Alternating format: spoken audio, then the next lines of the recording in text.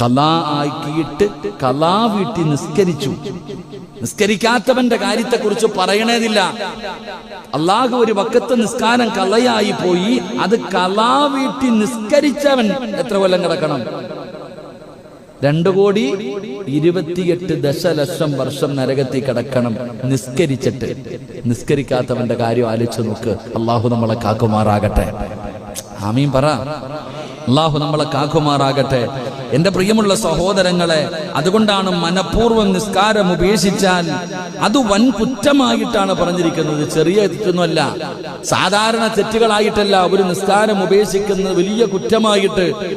എന്റെ പ്രിയപ്പെട്ടവരെ, അതിന്റെ പേരിൽ തന്നെ നരകത്തിന്റെ മുന്നിൽ അവന്റെ കവാടം ഏതെങ്കിലും ഒരു മനുഷ്യൻ അറിഞ്ഞുകൊണ്ട് ഒരു വക്കത്ത് നമസ്കാരം ബോധത്തോടുകൂടി കളയാക്കിയാൽ അവന്റെ പേര് നരകത്തിന്റെ കവാടത്തിൽ എഴുതി വെക്കുമെന്ന് മഹാനായ നബിയുനാ റസൂലുള്ളാഹി